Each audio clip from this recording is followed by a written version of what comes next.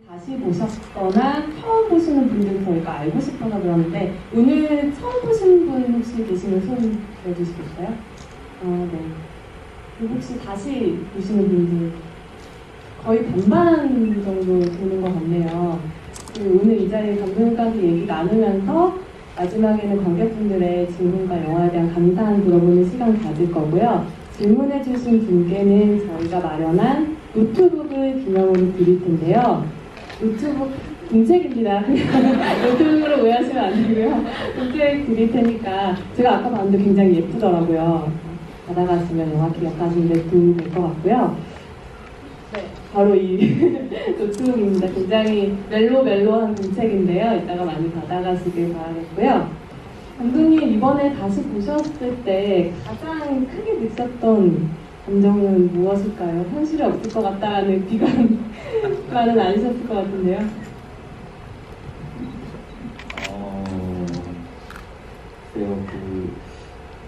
저는 이제 저도 개인적으로 이제 좀 세월이 있는 영화를 굉장히 좋아하는 것 같아요. 최근에 만든 덕혜옹주 같은 경우 그런 케이스고, 또 제가 이제 이전에 영화를 만들었을 때는 이렇게 긴 시간은 아니지만 짧은 시간이 지난 다음에 어떤 만난 두 사람에 대한 모습인데, 이번에 영화를 보면서 그런 부분에 있어서 굉장히 좋았고요. 또 하나는 노아와 나이 든 사랑이 저는 더 제가 이제 나이가 좀 들어서 그랬는데 그 사랑이 더 있었던 것 같아요. 그 전에 봤을 때는 그 젊은 노아가 더 사랑스러웠거든요. 이번에는 저런 그 죽음을, 저런 행복한 죽음을 맞이할 수 있다는 것들을 참 영화를 보면서 감동적이었어요. 12년이라는 감독님 영화를 보시는 분도 바뀌셨던 것 같고요. 배우들 이야기를 안 할 수 없을 것 같아요. 이 포스터에 나와 있는 라이언 고슬링과 레이첼 맥아담스가 실제로 영화 찍고 나서 연인이 되었고요. 지금은 물론 헤어졌지만 그때 당시에는 그 빗속 키스신으로 굉장히 사랑을 많이 받았고, 실제 시상식에서도 그 최고의 키스신 상을 수상하면서 그때 장면을 재현해서 굉장히 큰 화제가 됐었는데요. 저 역시도 그 빗속 장면을 가장 좋아하거든요. 감독님께서는 어떤 장면 가장 기억에 남으세요? 저도 전에는 빗속 장면이었단 말이에요. 저는 이렇게 마지막에 우리 손잡고 있는 엔딩 그 씬이 기억이 남았고, 빗속 장면은 굉장히 그런 자연 오리때인가요? 그런 자연 속에서 또 비가 오고 씬 굉장히 영화적이었지만 저도 기억 명장면이라고 생각해요.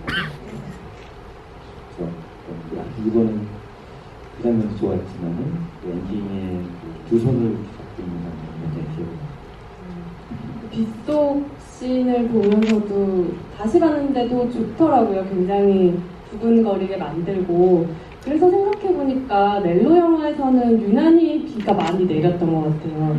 8월의 크리스마스에서도 내리는 비를 맞으면서 두 사람이 마음을 이렇게 살짝 엿보기도 했었는데, 왜 그렇게 멜로 영화에서는 비를 뿌리는 걸까요, 감독님? 감독님이시라면 아시지 않을까요?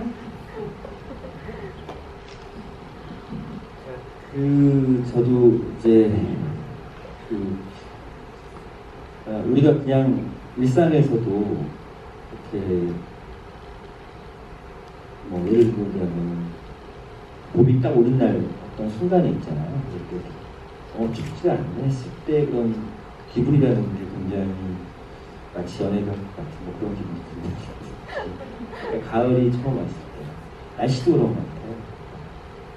물론 어떤 날은 비가 계속 온다면 맑은 날은 또 이렇게 맑은 날이 왔으면 좋겠다는 것도 하지만, 비라는 게 어떤 그런 정서적인 느낌이 있어서 분명히 사람에게 주는 감정의 어떤 뭐랄까 무언가가 있는 것 같아요. 비가 오는 하늘에서 뭐가 내리고 비가 오는 그 요즘 워낙 그 이렇게 어떤 영화에서 저 비 오면 또 뭐 하겠구나.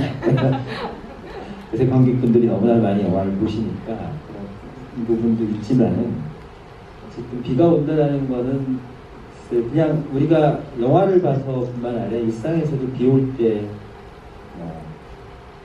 술을 마시고 싶다든지 아니면 조금 어떤 그런 감정들의 이런 온도들이 좀 바뀌잖아요.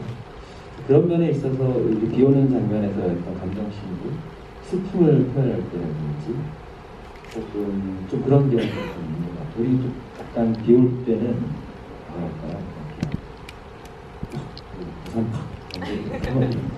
비 맞으면서 하는 그런 어떤 기스팅이나 이런 것들이 무언가 굉장히 더 용감해 보이고 그런 면이 있지 않을까. 지금 넬로의 대가께서 굉장히 중요한 연애 팁을 말씀해 주셨어요. 여기 남녀분들도 보이시는데 고백을 하셔야 될 때는 꼭 비가 내릴 때 해야 될 것 같은 그런 팁이었는데요.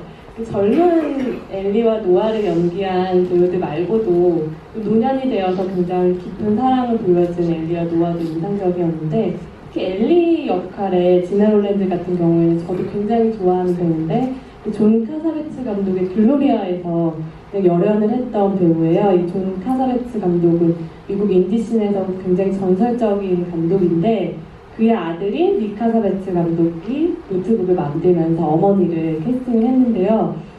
굉장히 선이 굵은 배우였는데 여기서는 기억을 잃어버린 그런 엘리를 연기하면서 또 새로운 모습을 보여줬거든요. 그래서 만약에 관객분들께서 오늘 영화를 보시고 좋으셨다면 존 카사베츠 감독의 글로리아도 한번 찾아보시면 지나 롤랜드의 새로운 또 매력을 발견하시는 기회가 될 것 같아요.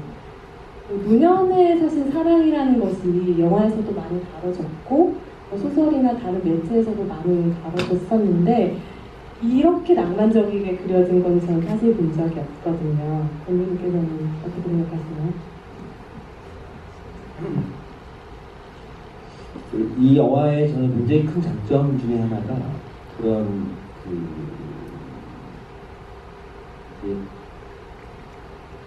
굉장히 뭐랄까요 궁금증을 주는 것 같아요. 처음에 시작할 때 유도 신사가 나오고 그 책을 읽어서 이 관계가 무엇일까?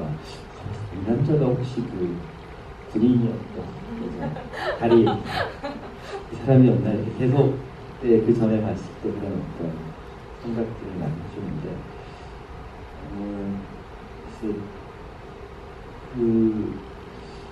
그런 이 영화를 보면서 그런 생각, 그런 기억이 자기 다시 불러낼 것이다라는 어떤 그런 대사들이 굉장히 기억에 남았던 것 같고요. 그리고 그런 정말 우리가 정말 그 예쁜 두 젊었을 때 17이라는 장면 미국에서 20몇 살 것인데 그게 계속 나이가 세월이 지나갔고 나이가 지났을 때도 그런 어떤 사랑을 가지고 간다는 거는 정말 현실적으로 가능하다는 생각도 드는 반면에 그런 어떤 젊었을 때 그런 어떤 서로 사랑하는 느낌들이 근데 아까 제가 한번 말씀드렸지만 정말 그 사랑이라는 것들에 있어서는 이렇게 그런 표현들이 굉장히 중요한 것 같아요. 이 영화를 좀 다시 보면서 이 사랑이 그냥 가만히 있어서 하는 것보다는 이렇게 막 만지고 뽀뽀하고 이런 것들이 계속 반복됐기 때문에 그 나이가 들어서 또 그런 어떤 그런 사랑들이 계속 이어지지 않나라는 생각이 들고 저도 키스신을 한번 세워봤거든요. 대체 몇 번 키스하나 근데 한 30분 지나서 세기를 포기했을 정도로 감독님 말씀처럼 스케치 굉장히 중요한 것 같습니다. 네. 지금 혹시 연애를 시작하시는 분이 있으면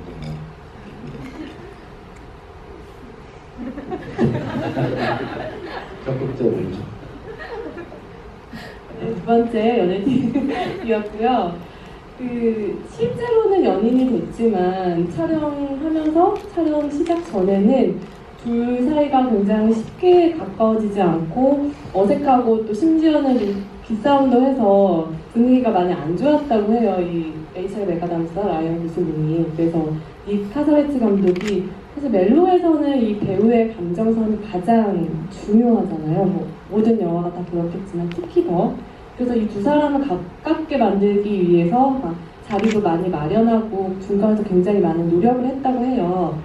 감독님께서도 멜로 영화를 여러 번 작업을 하셨는데 그런 배우들의 감정선을 무르익게 하기 위해서 배려를 하신다거나 노력을 하신다거나 그런 노하우가 있을까요?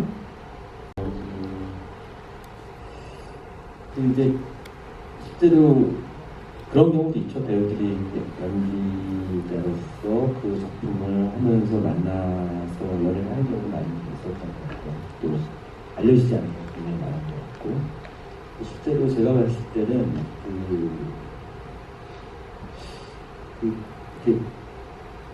그러니까 어쨌든 기본적으로는 이 배우 그러니까 저도 이제 그래서 이제 처음에 캐스팅하고 이렇게 남녀 배우랑 같이 술을 마셔요. 근데 더 친해지기 위해서 마시는데 이제 그렇다고 연애를 하라고 제가 시켰어요. 이렇게 좀 더 가까워지지 않을 수 있게 그런 어떤 표현들에 있어서의 어쨌든 연기라는 것도 그 사람이 하는 거기 때문에 그것을 완전히 벗어나는 거 자기가 정말 너무나 싫은 사람한테 연기자야 물론 그럴 수는 있겠지만은 그래도 연기를 할 때 이 사람에게 대한 호감이나 편안함과 이런 게 있을 때 좀 연애 감정이 더 쉽게 나올 수도 있고 여러 가지가 있는 것 같아요. 처음에 제가 봄날은 간다만 할 때 이영애 씨하고 이시태 씨도 같이 술자리에서 술 마셨는데 이제 그때는 영화를 약간 순서대로 찍으려고 했었어요. 촬영 계획이. 굉장히 힘든 일이죠. 영화를 순서대로 네, 찍는 거. 근데 이제 이영애 씨가 이시태한테 말을 놓고 하니까 아니요. 그러니까 좀 더 그런 처음에 그런 긴장감들을 가져가고 싶었던 것 같아요. 그러니까 그런 식으로 배우들도 자기가 이제 연기를 할 때 그 연기를 하지만은 또 현장에서의 이 관계를 어떻게 가져갈지에 대해서는 굉장히 좀 생각을 해야 되고 또 영화를 찍을 때는 다 어떻게 보면은 자기가 더 주목받고 싶은 생각이 들어요. 촬영이라는 거는 그냥 이렇게 찍다가 상대방을 이렇게 찍다가 또 이렇게 반대로 찍고 그런데 자기 얼굴 나올 때 상대방이 연기를 잘해줘야 자기도 같이 하는데 그거를 잘 못해주면은 이제 자기 혼자 연기하게 되는 거잖아요. 그런 부분들에 있어서의 호흡기도 되게 중요하고. 노트북을 찍을 때도 비슷했던 게 닉 카사베츠 감독이 7년 뒤에 엘리아 노아가 다시 재회를 하잖아요. 그때 굉장히 생각해보세요. 헤어진 연인을 다시 만났는데 얼마나 어색하고 기분이 이상하겠어요. 그걸 맨 처음 첫 촬영으로 했다고 해요. 아직 두 배우가 많이 어색할 때 첫 촬영을 해서 그 기운을 영화에 좀 담을 수 있었던 것 같아요. 키스신까지 천천히 하고. 아니요, 그건 말하죠. 좋은 영화에는 명대사가 있기 마련이죠. 아마 많은 분들이 기억하는 멜로 영화 속의 명대사에 굉장히 큰 지분을 가지고 계신 감독님이신데 이 노트북에서는 마음에 남는 대사가 있으셨나요?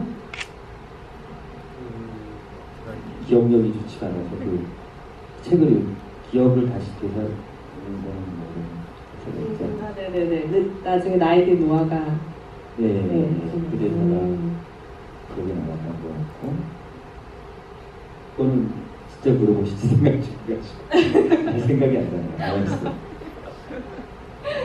뭐가 있었어요? 저 같은 경우에는 그 썸머 로맨스라고 풋사랑이라고 번역이 됐는데 그걸 얘기할 때 노아가 별똥별 같은 거라고 한순간에 빛이라고 하는데 저는 그 대사가 예전에 볼 때도 좋아서 이렇게 적어놨었거든요. 그때는 한창 이제 막 풋사랑을 꿈꿀 때라서 그랬는지 몰라도 지금 네.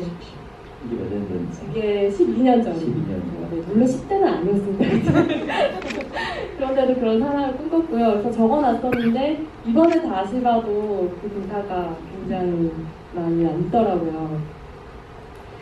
사실 노트북 같은 경우에는 원작 소설이 있는 영화인데요. 이 원작 소설이 그 작가의 장인 장모의 실제 살아 이야기를 각색해서 극화를 한 거라고 해요. 그러니까 어떻게 보면 실화라고도 얘기할 수 있을 것 같은데요. 감독님께서도 덕혜옹주를 실제 있었던 사건 인물을 다룬 소설을 영화로 만드셨는데 그 작업을 하시면서 원작이 있는 이야기를 스크린으로 옮기실 때 이거는 놓치면 안 된다, 가장 중요한 부분이다라고 생각하는 것들이 있으셨을 것 같아요. 덕혜옹주와 노트북은 완전히 다른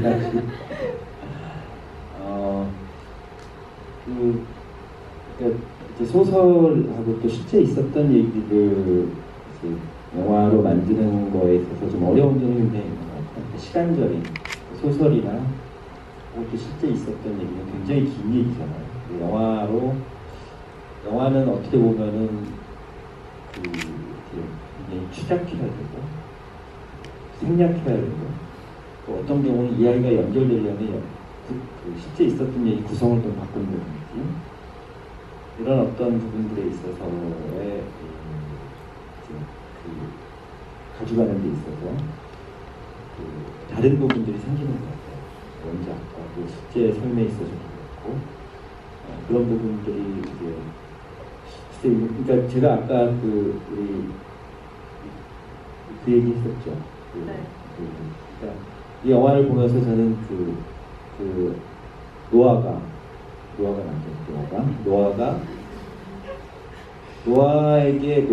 베트남전 전쟁하면 베트남 전쟁 기자 한국인데 어느 전쟁? 2차 세계대전인가? 2차 세계대전 전쟁 갔다 와서 그 여자를 만나잖아요. 남편이 전사한 되게 궁금했어요. 그 이야기가 필요로 했을까? 만약에 그 이야기가 없었으면 더 어떻게 보면은 노아의 더 지고지순한 어떤 느낌들이 있을 것이고 한 여자를 생각하는 그런 어떤 느낌들이 더 잘 살 수도 있었을 텐데라는 생각을 했는데 제가 감독이라면 그걸 넣을까 뺄까를 되게 고민했었던 부분이에요. 들어간 거는 굉장히 현실성을 더 주는 반면에 그런 지고지순한 어떤 느낌들을 조금 더 가져가는 것 같고 하여튼 그런 부분에 있어서 이거 혹시 실화에서 그런 일이 있지 않았을까라는 생각이 있었어요. 그래서 이 부분을 한번 가져갔으면 좋지 않았을까라는 생각이 있었어요. 그러니까 그런 부분들이 되게 이제 영화를 만들 때 주변에서도 얘기를 많이 하거든요. 빼라. 편집해라. 필요 없다. 만든 사람 입장에서는 아니다. 이거는 정말로 그렇게 뺏어갔을 때 너무 동화적인 얘기를 빠질 수도 있다. 그런 어떤 현실성이 있으려면 그런 어떤 다른 여자를 만나고 해야 된다. 라는 어떤 것들이 이 영화가 좀 더 현실적으로 접근하는 방법이었던 것 같기도 하고요. 또 실화에 있었지 않았을까 이런 얘기를 한번 했었거든요. 얘기를 나누면서 계속 감독님들이 포터가 보이는데 만약에 한국판 노트북을 만들어야 한다면 감독님께서는 혹시 캐스팅하고 싶은 배우분들이 있을까요?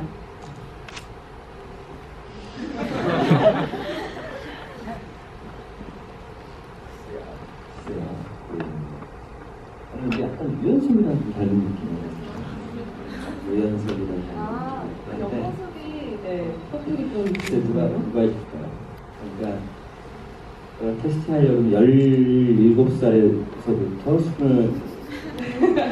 23까지 소화할 수 있는 제가 알고 있는 마키의 손예진은 별로 안 됩니다. 요즘 어린 배우들이 좋을 것 같은데 이하석 씨는 굉장히 남자 주인공이 잘 어울릴 것 같은데 누가 혹시 떠오르는 배우분 있으세요? 관객분 중에서? 이재훈 씨도 너무 좋죠. 이재훈 씨도 잘 어울리실 것 같아요. 네. 여배우는 누가 좋을까요? 여배우는 관심 없으신가요? 여배우는 이제 밝아야 될 것 같아요.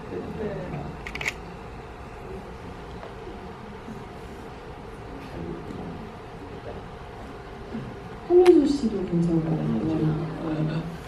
나이가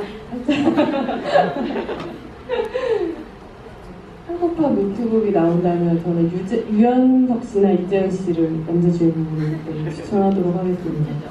저는 잘해야 돼요, 배우들한테. 한 사람 딱 찍어서 얘기하면 안 돼. 다음 영화 캐스팅 때 이제 보시면 돼요. 내가 어디서 8월의 크리스마스를 만든다면 누가 했을 것 같냐 그래가지고 수지를 얘기했는데 이런 얘기인 것 같아요. 다른 여배우들은 여배우들은 되게 그런 부분이 네. 허진호 감독님이 이렇게 사려 깊으신 분이잖아요.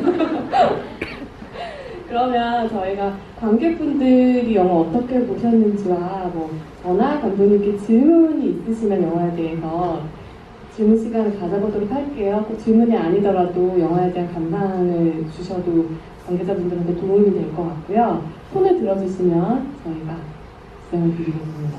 여기 오른편에 가장 먼저 손을 들어주셨거든요.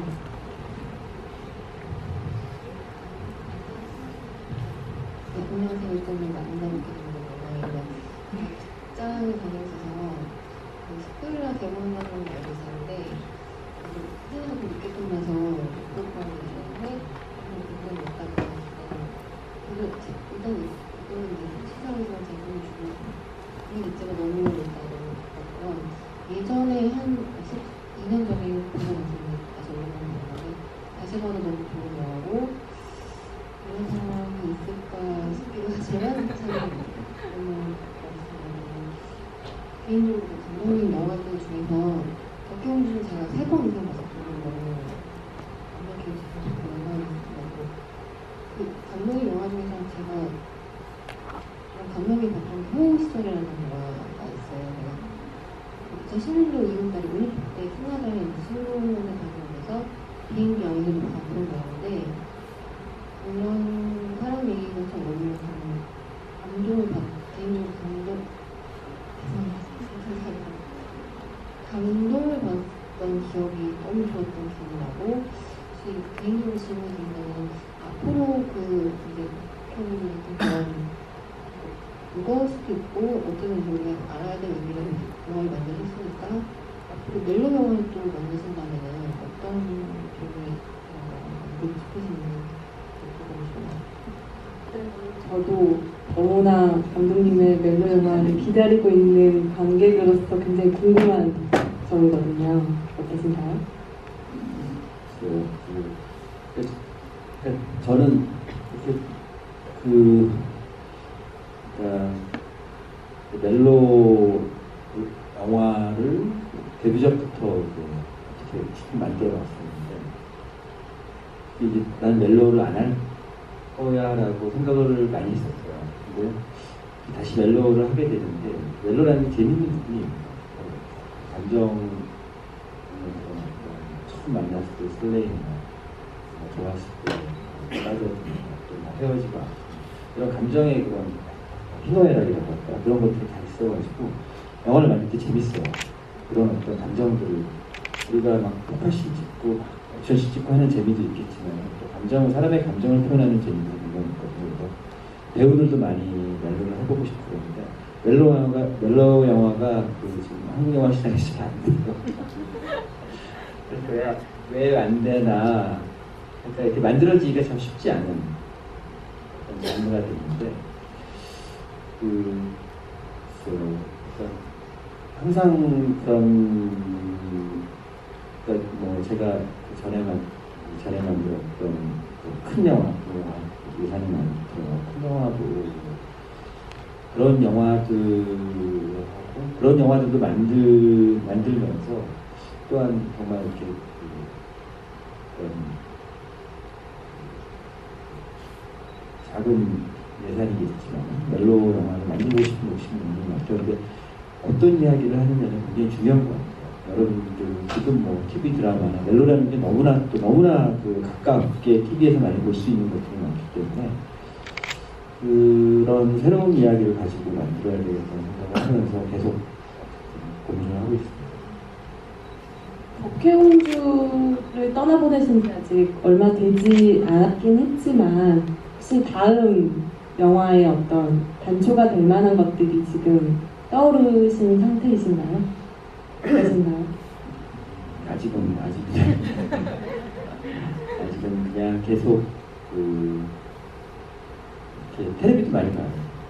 TV에 그런 다큐멘터리 같은 어떤 세상에 이런 일이나 사건 실화하고 이런 것들 이렇게 재형 드라마 같은 것도 많이 보는 편인데 거기 보면 어떤 영화의 단초가 될 만한 것들이 가끔 나올 때도 있더라고요. 덕혜옹주도 사실 다큐멘터리 그렇죠. 보시고 시작하셨어요. 그런 데서 가지고 가는 이야기도 괜찮거든요. 왜냐하면 그건 실제 있었던 일이기 때문에 그런 힘들이 분명히 있는 것 같아요.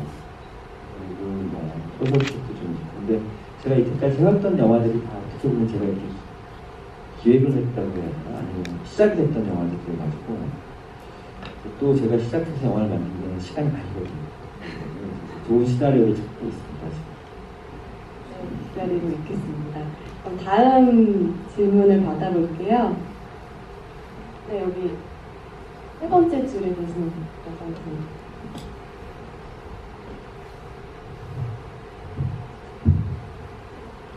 감독님, 저 언님의 굉장한 팬이라고 밝히고 싶고요.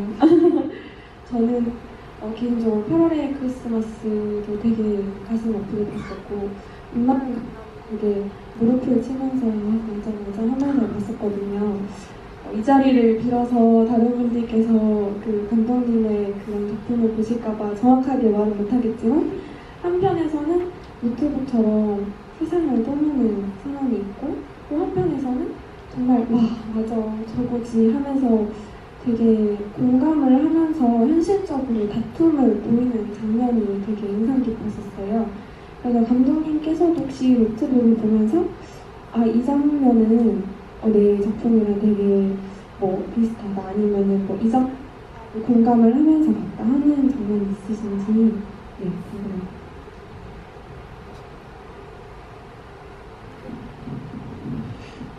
저도 제가 그 노트북을 보면서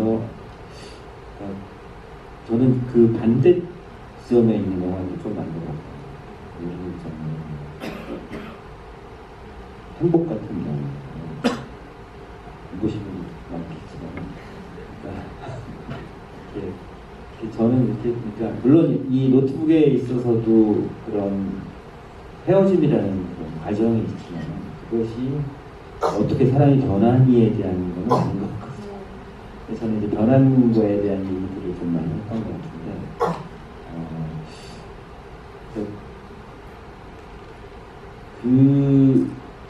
그런 좀 호흡 시절이 제가 약간 이제 좀 사랑이 다시 가져가는 그런 느낌의 영화였거든요. 그 노트북을 보면서 이야기가 참 좋았다는 생각이 들었어요. 그래서 그런 정말 이런 이게 현실성에 있어서 이런 분명히 어떤 이런 사람들이 있을까라는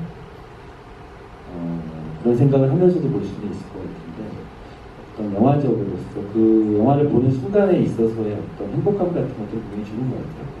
그것을 꼭 영화가 어떤 좀 실제 있었던 일이었어요. 네. 그래서 그런 생각도 했었어요. 정말 이 DNA가 필요하다.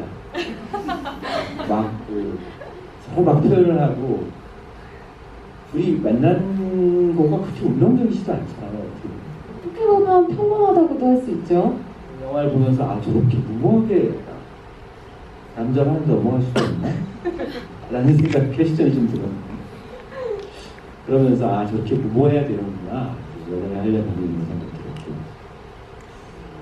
어쨌든 그런 어떤 현실성에 있어서 분명히 어떤 이 영화는 실화였고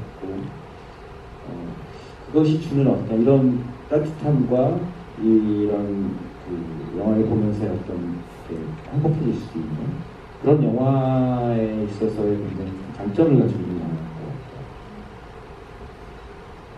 같아요. 장인 장모에게서 들었던 러브 스토리라고 하니까 아마 우리들도 집에 가서 부모님한테 어떻게 만났냐고 물어보면 이 정도의 이야기 나올 수도 있을 것 같아요. 네. 다만 그 안에서 이들이 보여주는 그 평생 한 사람만을 진정으로 사랑했다라는 어떻게 보면 진부할 수 있는 문장인데 거기에 힘을 실어줄 수 있었던 영화였던 것 같아요.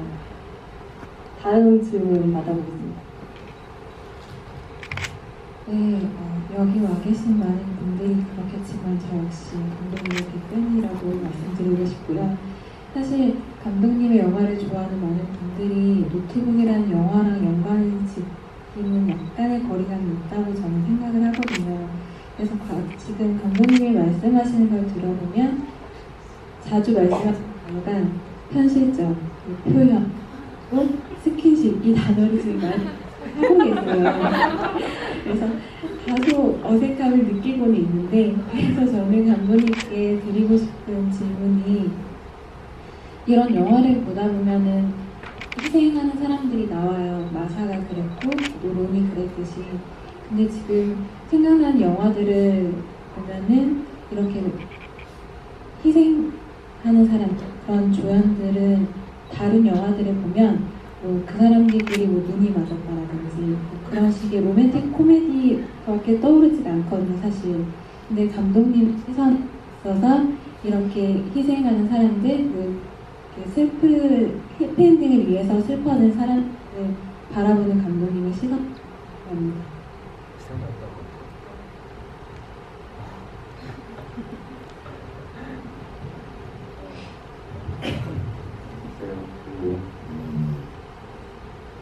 그러니까 저는 되게 둘 다 멋있더라고요. 그 영화에서 이름이 강교로 네. 론이라는 인물이 굉장히 매력 있는 그리고 둘 다 영화를 보면서 참 신기한 분들이 이렇게 화를 안 내요. 원래는 저런 경우에 막 쫓아가서 차에 막 기스내고 그렇지 않은 부분이 저는 되게 굉장히 좀 묘한 부분들이 있어요. 그 남자 전혀 화를 안 내고 다 받아주고 그리고 또 그러니까 이 영화가 굉장히 묘한 영화였던 부분도 있는 것 같아요. 물론 그 여자 마사는 서로 둘이 마사는 사랑을 했지만은 이 남자는 사랑을 주지 않았죠. 그런 부분에 있어서 저는 솔직히 이제 그쪽 얘기들이 더 궁금한 부분이 있어요.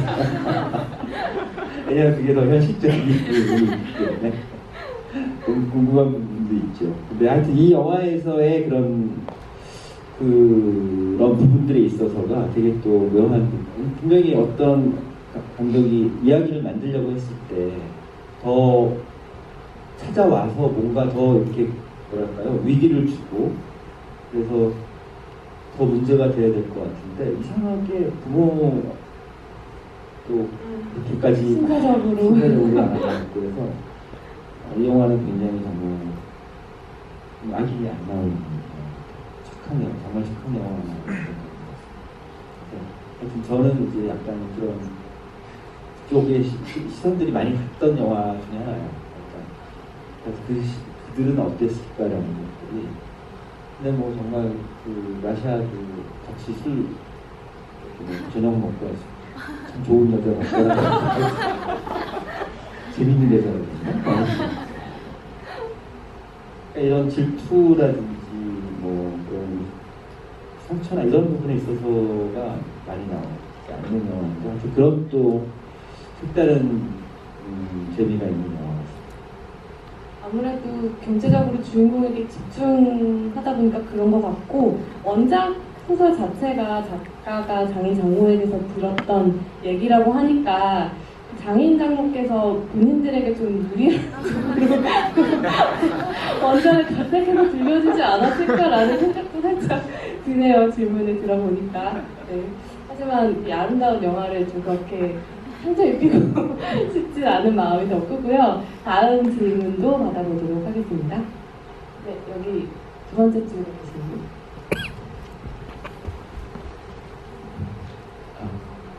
네, 감독님 반갑습니다. 여성 팬들이 많은데 저도 팬이고요. 감독님 영화 8월의 크리스마스를 그때 개봉할 때 잠시 롯데시네마에서 봤던 것 같은데 그게 감독님을 뵐 줄 몰랐고 그래서 감독님 덕분에 그 이후에 많은 영화들을 보면서도 항상 액션 영화를 봐도 그 안에서 멜로코드를 찾으려 그러고 예를 들면 최근에 아수라를 봤는데도 그 안에서 멜로코드를 찾으려 그러고 그래서 멜로 영화를 굉장히 좋아하게 된 겁니다 덕분에 그래서 뭐 감독님한테 멜로 사랑 이야기 쓴 이야기도 많이 있어서 보여드리고 싶은데 뭐 그거는 하여튼 노트북을 봤는데 노트북 평은 저는 그랬어요. 이게 2016년에 이렇게 다들 힘들어하고 멜로를 사치로 느낄 수 있을 텐데 지금 요즘 살아가는 사람들이 근데 이렇게 재개봉을 한다고 해서 놀랐고요. 그래서 어제 소식을 알고 인천에서 왔어요.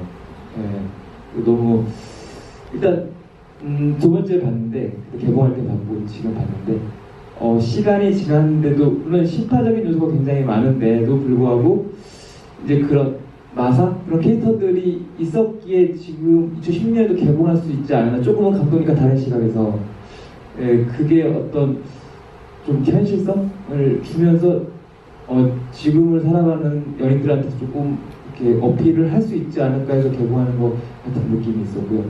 그 감사한 편이었고 감독님한테 여쭤보고 싶은 질문은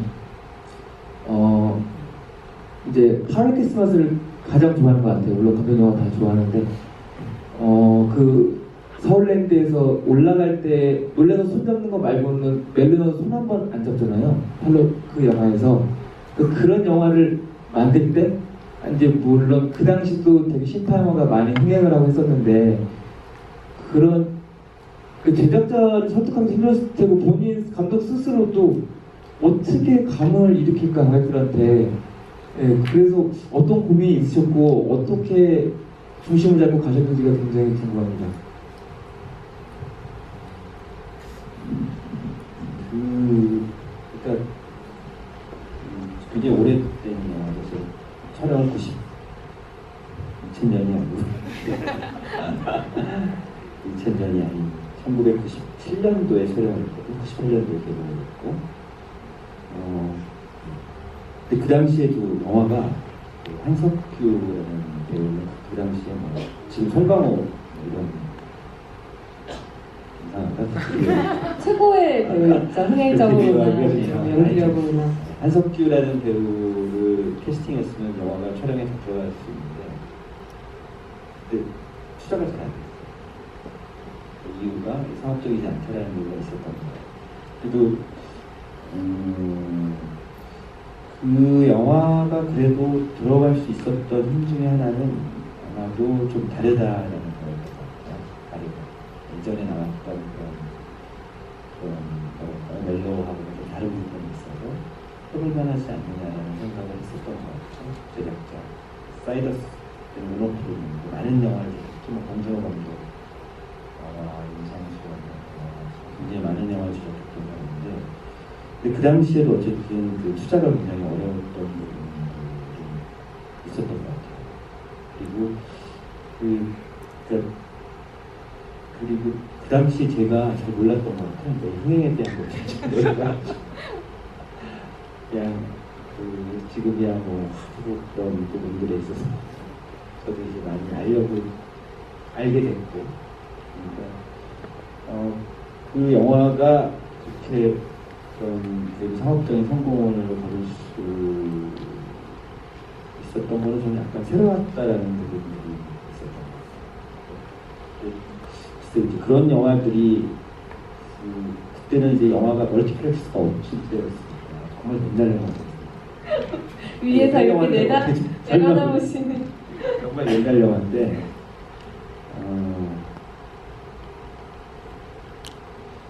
그 영화가 제가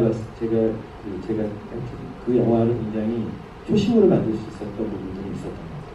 물론 철학의 그런 투자 요건들에 있어서 좋지 않았지만 그때 처음 만들 수 있는 영화였지 않았나 될 수 있을지. 네, 그럼 저희가 시간 관계상 마지막 질문 받아보도록 할게요. 마지막 질문은 감독님께서 네. 그러면 제가 대신 악역을 하도록 하겠습니다. 중간에 저거 한번 하라고. 여기 네.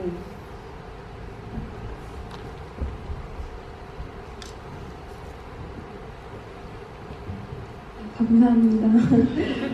저는 작가 지망생이기도 하고, 네, 저 대학교 때 감독님 작품 중에 행복을 너무 좋게 봐서 재밌게 보고 해서 그 비평문도 직접 써서 발표하는 시간을 가지고 했어서 너무 일단 영광이고요.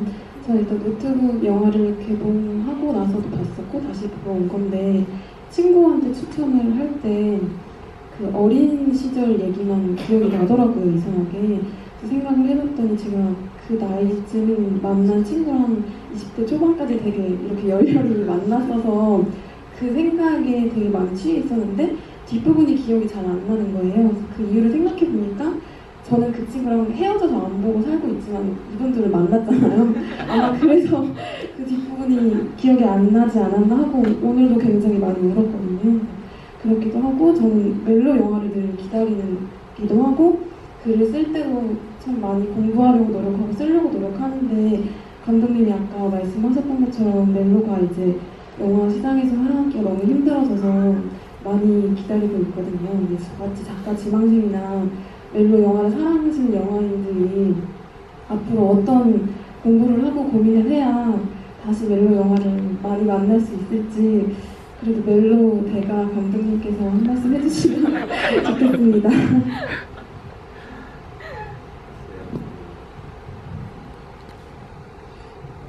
멜로 아까도 제가 한번 말씀드렸지만 멜로 영화가 재밌는 건 아마 감정도 다 보여서 변화도 희노애락이 다 보이니까 그런 또 감정이 시간에 따라 또 움직이고 이런 것들이 저는 개인적으로 좋거든요. 근데 이제 지금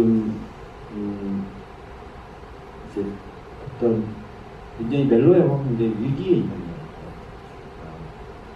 멜로라는 것들은 어떻게 보면 굉장히 남자 주인공, 여자 주인공, 보통 그 둘의 이야기를 가지고 많이 가지고 있어요.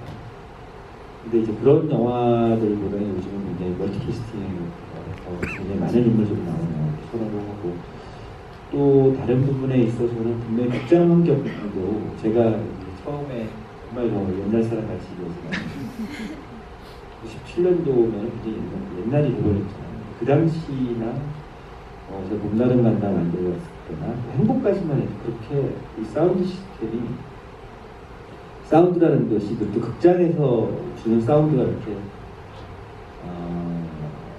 지금같이 막 지금 영화들 보면 사운드가 진짜 어떻게 보면 반 이상 가지고 소리들이 막 굉장히 크잖아요. 그런 거에 익숙한 극장 환경에서 그렇지 않은 멜로 영화나 이런 것들을 가져가기가 쉽지가 않은 부분들이 또 있는 것 같아요. 근데 그것들을 어떻게 가져갈까 저도 되게 고민입니다. 멜로는 재밌고 한번 저도 해보고 싶은데 그런 영화들이 만들어집니다.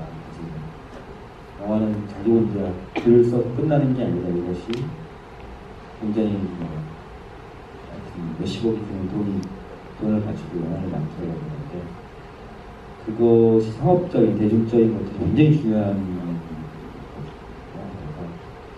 그런 부분들에서 어떤 그런 부분에 맞는 새로운 이야기를 만드는 이야기. 그런 새로운 이야기가 어렵죠. 직접 연애를 많이 해보시든지. 어떤 그런 통찰력들이 좀 필요할 것 같아요. 아니면 주변에 그런 얘기들을 많이 하고 실제 있었던 것 같은 그러면서 더 어떤 극적인 얘기를 포장할 수 있는 이야기를 어떻게 쓰는 게 어떻게 보면은 다시 또 멜로의 그런 어떤 영화들이 나올 거라면서 기대를 하고 있고 아니면은 정말로 작은 영화 최악의 하루 같은 영화를 참 재밌게 보고 그 영화는 굉장히 작은 2억 정도의 예산을 가지고 있는 영화라서 그런 영화도 저도 한번 해보고 싶은 게 있어요. 해보고 싶은 생각이 있긴 한데 참 어려운 게 흥행의 맛이라는 게 있어요. 네, 너무 크게 그 말씀을 사람이 해주셔서 그런 어떤 것들에 대해 그런 고민들을 저도 많이 하는 것 같아요. 당연히 영화를 만드는 사람이나 작가들이나 글을 쓰는 사람들은 더 많은 관객들과 소통하고 싶거든요. 저는 정말 만드는 사람의 기본적인 어떤 생각인데 어떻게 그러니까 어떤 적은 예산을 통해서 그런 예산에 맞는 또 그런 관객을 만날 수도 있는 것들에 대해서도 저는 고민을 하고 있거든요. 그래서 좋은 이야기는 영화로 꼭 만들어질 수 있으니까 좋은 이야기, 새롭고 좋은 이야기가 정말 필요할 것 같아요. 감독님 오늘 영화 노트북 그리고 관객분들과 함께 하신 시간 어떠셨나요? 마지막 인사 말씀 부탁드립니다. 제가 이제 제 영화가 아닌 다른 감독이 만든 영화를 보고 이야기하는 게 감독으로서 참 쉽지 않은 부분이 있는 것 같아요. 저 장면은 좀 쉽지도 않고 재미없다, 이상하지 않은 게 말이 되냐 하실 거거든요. 근데 이제 이 영화를 다시 개봉하는 제작사 대표님이 제가 호흡시절 영화가 굉장히 어렵게 만들었습니다. 많이 도움을 주셨던 분이가지고 영화가 그러니까 참 그러니까 이렇게 얘기하기가 참 어렵죠. 근데 제가 또 다시 영화를 보니까 영화 너무 좋더라고요. 그래서 오늘 나도 덕분에 이런 제가 오래전에 봤던 결혼 전이었을 것 같아요. 오래전에 봤던 영화를 다시 또 보니까 저에게 참 좋은 어떤 그런 옛날 생각들이 나서 좋았고요. 고맙습니다.